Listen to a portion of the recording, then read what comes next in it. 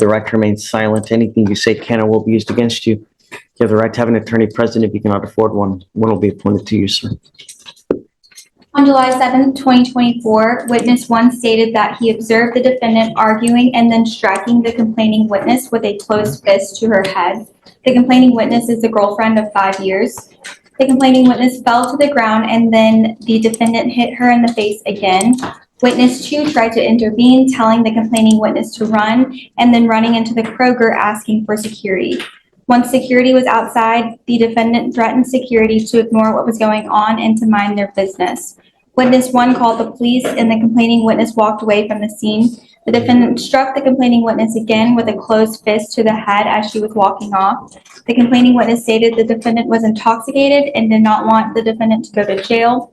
The complaining witness admitted to the defendant striking her. However, she retracted her statement once the situation was likely leading towards the defendant being in jail. The complaining witness does not want to pursue charges and refused to cooperate in regard to her injuries.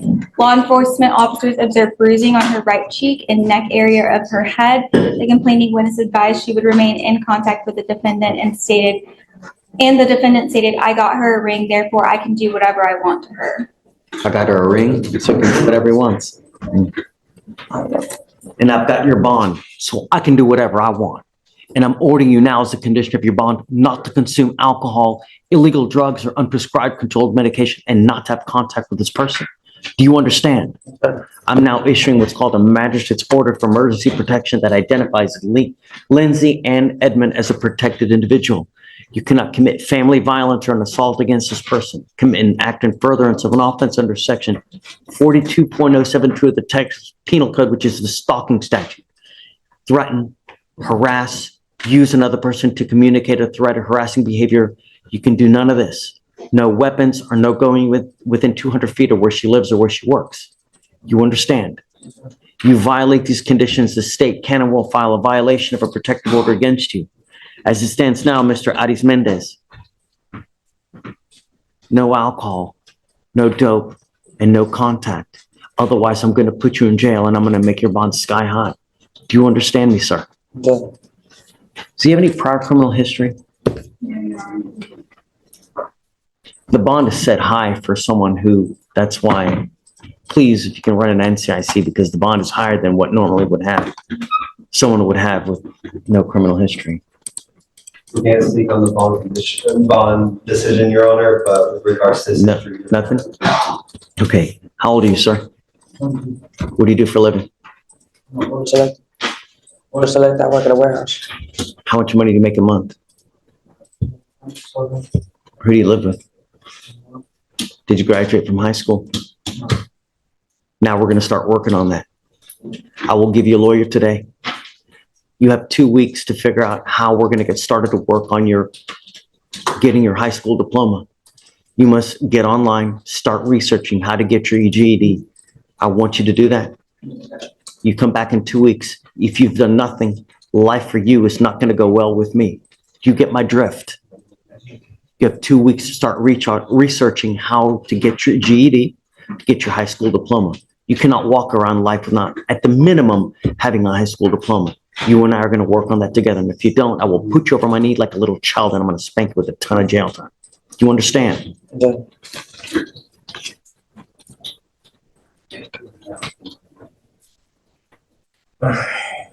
So if you have let me ask you this. Do you have a computer? You don't have a computer. Okay. How do you access the internet? So you have a cell phone. Okay. Use your cell phone, and within 2 weeks, I want to see what you've done to register and look for classes. If you have any issues, I'm going to give you a lawyer today, and we have services that can help you if you need to get your high school diploma. We are going to do this one way or the other. It can either go the easy way or it can go the hard way. Do you understand? Okay. I already have an application on file. So for now, I'm going to have you go to Victoria. We're going to have you sign a reset. After that, you'll get what trace for your bond conditions. No more dope, no more alcohol. Do you understand me? Okay. Come on. Just so you know, Your Honor, he's 18. His mom is here in the courtroom. Do you want her up here? Yeah. I have an attorney, but I don't know where they are.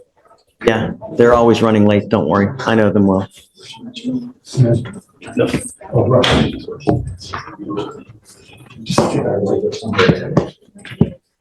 Good morning, Mom. Thank you for coming. You are, is it Lonan? Yes, sir. Lonan? Mr. Rushing, you're charged with possession of a controlled substance. You're facing up to a year in jail and or a $4,000 fine. We're going to do probable cause. You have the right to remain silent. Anything you say can or will be used against you. You have the right to have an attorney present during any questions and interviews with the state of Texas. If you cannot afford a lawyer will be appointed to represent you, sir. On July 7th, 2024, officers were dispatched to an address regarding a suspicious vehicle and observed the vehicle stationary at a dead-end street. Officers asked the defendant what he was doing, and he said chilling and hanging out. Officers smelled a strong odor of burned marijuana emanating from the vehicle. Officers conducted a pat-down and located a THC pen in the defendant's pocket and a glass cylinder-shaped bottle with 5 white square pills that were Xanax. The defendant did not have a prescription bottle or prescription on him. It was 16 grams of Xanax. What else? Did they find a bunch of weed too, or any kind of weed, or? No weed. Okay. Mr. Rushing, I'm going to find that there's probable cause to go forward with your case. I'm ordering you now as a condition of your bond not to consume alcohol or illegal drugs. I'm going to randomly test you. If I find that you're consuming alcohol or dope, guess what happens? Right. Very good. Mom, I'm in your hands. Anything else you want me to do? We're going to orientate. No, that's that. Okay. Is this just like probation? Well, let's not, I'll let your lawyer handle what's going to happen as far as, I know, they're always running late. Don't worry about it. My only concern is I want to make sure that he's not using while he's out. I have a test at home that I'm going to administer, and I'm going to start doing that right now. Don't worry about it. I have a better test. And I'm telling you now, Mr. Rushing, 31 days from today, I'm going to test you for weed. If you test positive, that tells me that you've continued to smoke, and I will put you in jail. As far as the pills are concerned, I'm going to randomly test you with that on an even faster basis. If you're using, likewise, you will go to jail. You will not get any more PR bonds. Perhaps it's a little jail that may cure him. You know, the problem is that you're now only 18. You're building your future. The more criminal cases you put on your background or on your record, the more difficult you just make it to get a job. And am I boring you, Mr. Rush? Yes. Look at your mom. Think it's easy on her? I'm listening to you, sir. Like, absolutely. Did you graduate from high school? Yes. What are you doing now? I work at Happy's Cafe. It's like a restaurant. And yes, you have age orientation today. Yeah, I have college orientation as well. Where are you going to college? Going to UH, University of Houston. I graduated from there. It's a great school. The more you put into it, the better you're going to get, like anything in life. Okay. So if you find that he's become a problem to you, just come back, talk to me, and I'll straighten him out for you. Anything you need, really. You know, the problem is 18-year-olds, they act like they can rule the world. They know everything, but yet. So be careful. Don't pick up any new cases. Does he have a license? Yes. Okay. He has insurance, I suppose. Okay. I will waive your appearance so he doesn't have to mindlessly come back to court, but you just have to stay in touch with the lawyer, and then they'll tell you if and when you have to come back. For now, I'm going to have him sign a reset with Victoria. He's going to meet with Tracy for his bond conditions, and then we'll just have you waiting back for your lawyer. Okay? Yes, ma'am. Please. Mr. Smith, you're now charged with assault, bodily injury. You're facing up to a year in jail and or a $4,000 fine. We're going to do probable cause. You have the right to remain silent. Anything you say can or will be used against you. You have the right to have an attorney present. If you cannot afford one will be appointed to you, sir. On July 8th, 2020. The defendant actually says, I got her a ring, so I can do whatever I want. Flushed face, the judge shuts that down fast, handing out a strict protective order. Courtroom reality hits hard. The security manager at SATF advised that there was an altercation between 2 residents. The complaining witness advised that on July 1st, 2024, he was involved in a physical altercation with the defendant. The complaining witness said he was going down a hallway on his way to get a counselor's name for his own records, and as he was talking to the counselor, the defendant walked by and stated, "I would have him hit by now," to the counselor. The defendant struck the complaining witness in his left cheek with an open palm. The complaining witness felt pain and exited the altercation without retaliating. On July 6, 2024, the complaining witness threw iced coffee on the defendant due to an earlier assault. On July 8, 2024, while the complaining witness was sleeping, the defendant entered the dormitory and struck the complaining witness with closed fists on his face and back, and the complaining witness felt pain. The defendant admitted to the July 1st, 2024 strike and said that it was hot coffee on July 6, 2024, and said on July 8th, the complaining witness was present and awake and had been taunting him throughout the day. Mr. Smith, I'm going to find that there's probable cause to go forward with your case. We took you into custody because you have a felony warrant. You're on probation for a 4 to 200 second-degree felony, and now they've issued a warrant. You're at no bond. So So why is that? I was at the treatment facility. Oh, go ahead, finish. I'm sorry. it's okay. I was at the treatment facility, and the roles were turned. He threw hot coffee in my face, and of course I reacted.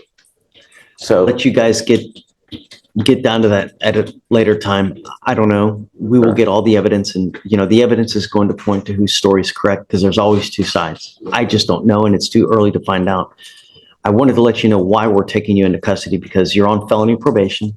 You've now picked up this case. They've issued a warrant, and you're at no bond on that case now. why is it no bond? I was at the treatment facility. It was mutual combat. Somebody hit you, you hit them back, and it's mutual combat. I know that you're saying that, but how do I know if that's right? I don't know. I wasn't there. We got to figure out what happened, really. But I don't know. At this point, regardless, you've picked up a new case. And the other problem is there's only so many treatment facilities we have. I'm now barring you from going back to this treatment facility. I don't want you to accidentally run into this person. Are you going to bar me? Yes. I'm doing excellent at that thing. That just because the guy keep harassing Certainly me. not. You can call the people up there. They'll tell you. Kelly Doyle will tell you. I'm doing what I have. I know Kelly well. Please call her. She'll tell you. Kelly Doyle will tell you that she won't me back there.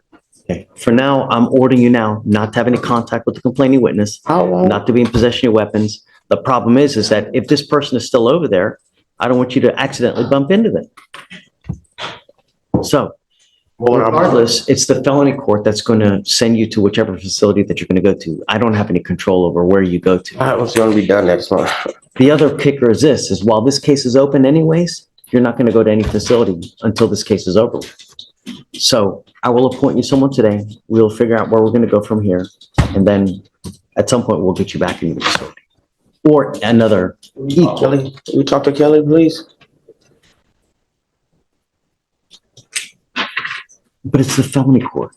I don't have any say over what the felony court does. It's Judge lays down the law. No drugs, no alcohol, no contact, or else. But she also gives life advice and resources to turn things around. Tough love meets law enforcement.